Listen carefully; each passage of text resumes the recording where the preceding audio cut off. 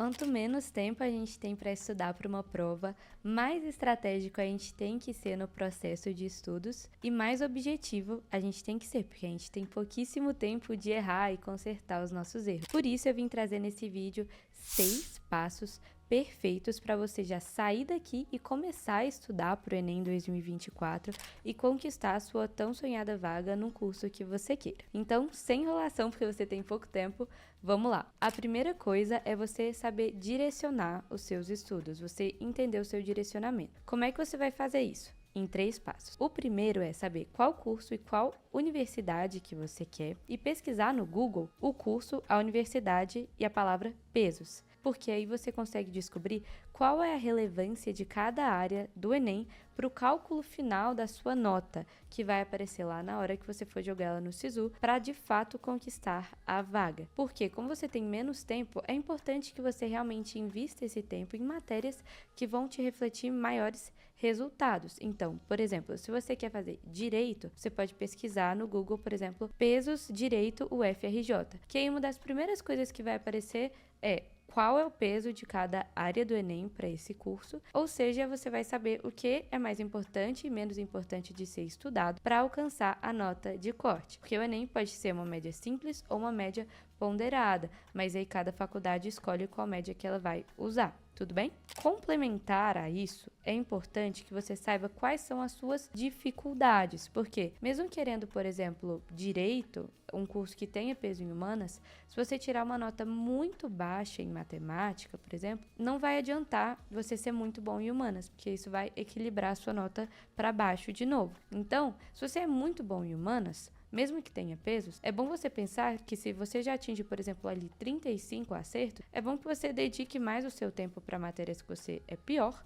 para você conseguir aumentar a sua média ou não abaixar a sua média, que vai ser o objetivo com essas matérias, e conseguir conquistar a nota de corte, tudo bem? Então, mesmo querendo, por exemplo, direito, talvez seja importante que você dedique mais o seu tempo ao estudo de matemática e de redação para você aumentar a sua média. A próxima coisa é a análise de incidência, que você consegue achar facilmente pesquisando no Google análise de incidência matérias do Enem, e aí você vai descobrir de cada matéria quais são os conteúdos mais importantes, que mais caem na prova e, ou seja, que vão te dar mais retorno em acertos de questões e que você não pode deixar de estudar de jeito nenhum. Com todos esses dados em mãos, você já sabe o que é mais importante você estudar e como você vai investir o seu tempo.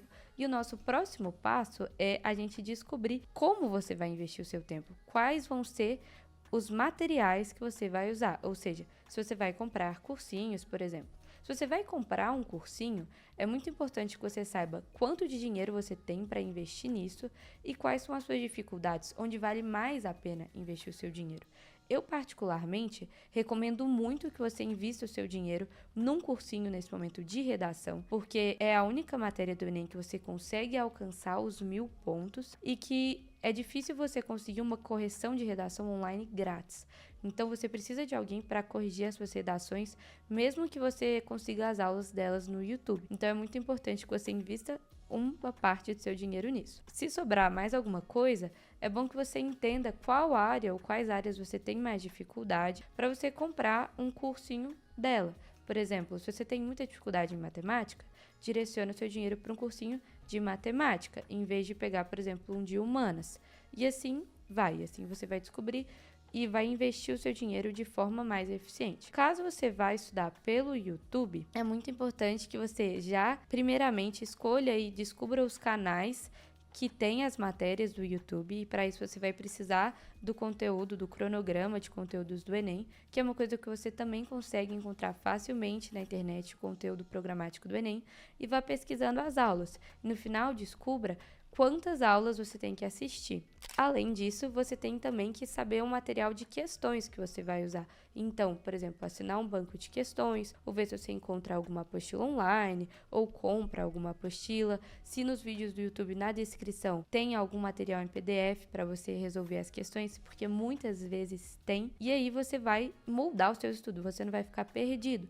E uma coisa que acontece muito é a pessoa começar a estudar com o professor, com o cursinho, aí ela muda de novo. Isso não é legal, porque você acaba não seguindo nenhum cronograma, nenhuma metodologia 100%. A próxima coisa é o planejamento. Se você vai comprar um cursinho intensivo, por exemplo, eu usei cursinhos intensivos no meu terceirão, em que você conseguia montar um planejamento de acordo com o tempo que você tem, sua disponibilidade, usando um diário de estudos inteligente. Mas, caso você não tenha acesso a isso, tá tudo bem, dá para passar mesmo assim. Você consegue encontrar online um cronograma de estudos e só dividir aquelas matérias pelo número de dias que você tem de estudo para cada matéria. E assim você consegue descobrir o que é que você tem que estudar mais, o que é que você também tem que estudar menos, para conseguir cumprir aquele mínimo ali de conteúdo que você precisa estudar para passar. E sabendo a incidência, você tem muito mais facilidade para montar esse planejamento, porque você consegue excluir mais facilmente matérias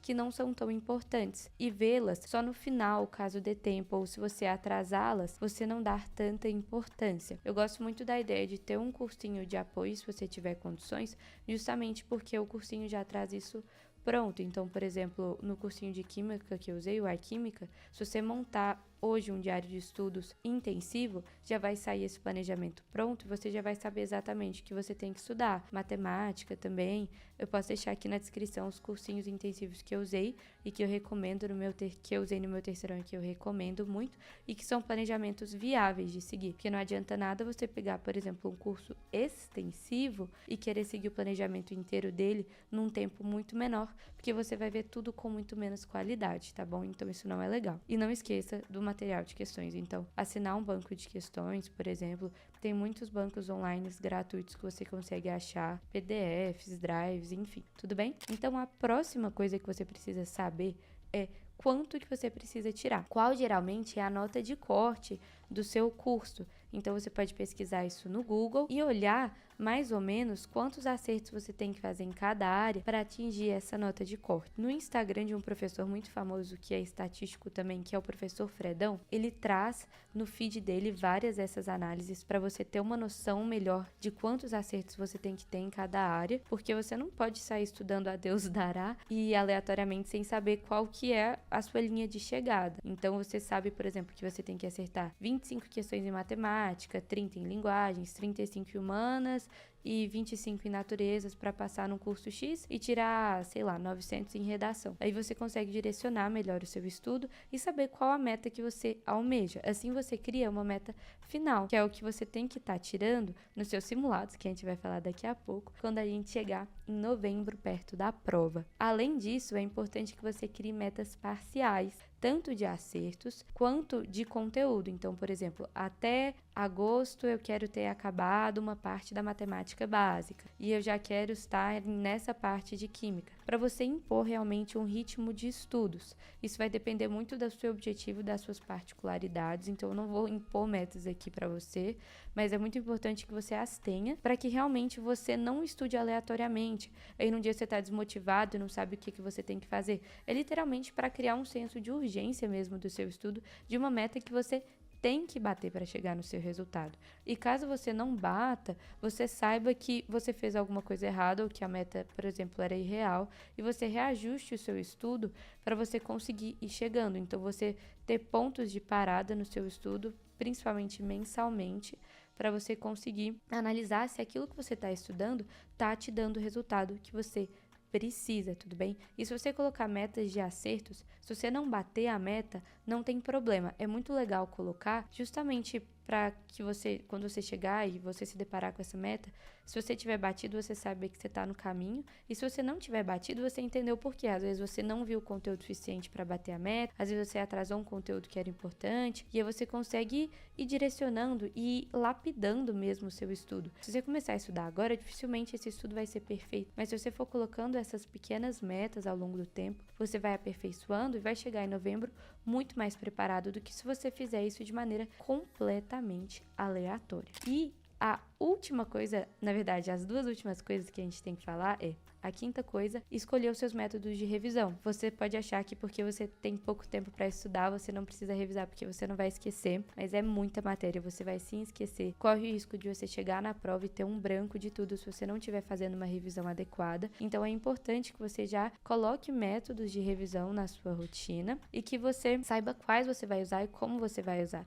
Aqui no canal tem vários vídeos, explicando como usar vários métodos de revisão, e eu recomendo que você coloque 2 na sua rotina, que são a lista global e o Anki. Eles vão te ajudar muito daqui até o dia do Enem, para você realmente aproveitar de verdade o conteúdo que você está estudando, porque é muito importante que você acerte ele na prova, e não só veja o conteúdo e não acerte. Tudo bem? Então, a última coisa que você tem que saber é quando é que você vai colocar os simulados na sua rotina. Eu recomendo que a partir de um mês de estudos, a partir de agora, contando de hoje, você já coloque simulados parciais na sua rotina, ou seja, simulados que ainda não têm a matéria inteira, como, por exemplo, os simulados do Bernoulli, ou que você consegue montar outros também no estuda.com, caso você não tenha acesso a esses simulados, e você vá fazendo, e a partir, por exemplo, de setembro, você já comece a colocar provas antigas na rotina e simulados globais. Nesse momento, se você nunca tiver estudado para o Enem na vida,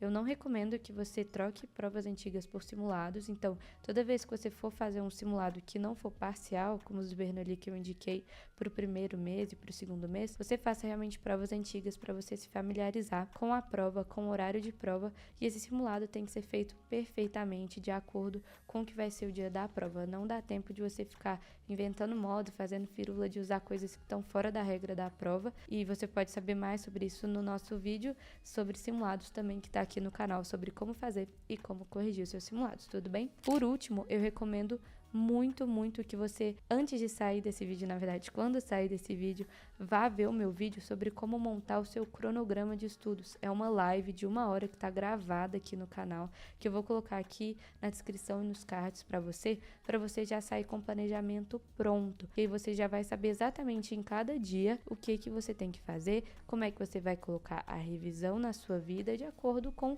a quantidade de horas de estudo que você tem. Lá eu ensino você a montar um cronograma de estudos por fases, e eu tenho certeza que isso vai te ajudar muito na sua aprovação.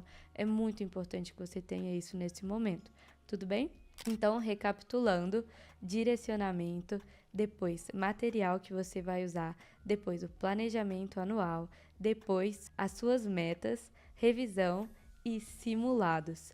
E por último, o seu cronograma de estudos, considerando tudo isso. Lá nesse vídeo tem de forma muito completa tudo que você tem que incluir na sua rotina a partir de agora para você ser aprovado. Então é um vídeo que eu recomendo muito para vocês e que faz muito sucesso aqui no canal particularmente. E é isso, deixa seu like, eu espero muito que você tenha gostado desse vídeo. Se você quiser um direcionamento ainda maior para você passar no Enem esse ano, conheça a minha mentoria, vou deixar o link aqui na descrição para que eu possa te ajudar de forma mais próxima e montar uma estratégia bem adequada para o seu perfil e para as suas necessidades para esse Enem. Uma última observação que eu tenho para dar é: se você quer medicina e você começou muito do zero agora, eu recomendo muito que você faça um planejamento para 2025, se você não souber absolutamente nada e tiver que alcançar uma meta estratosférica da medicina, porque é muito mais fácil você estudar direcionado por mais tempo, você vai ter mais tranquilidade para passar em cada conteúdo e para realmente montar uma base sólida e consolidar essa base para você entrar ainda mais firme em 2025. Porque se você fizer um estudo mais corrido agora, que você não consolida uma base, você não traz essa bagagem para 2025, é capaz de você perder agora esses 5 meses de estudo e começar do zero de novo em 2025, o que pode ser muito ruim para sua aprovação, tá bom? Então, falando isso, eu não espero que você deixe de estudar para o Enem 2024.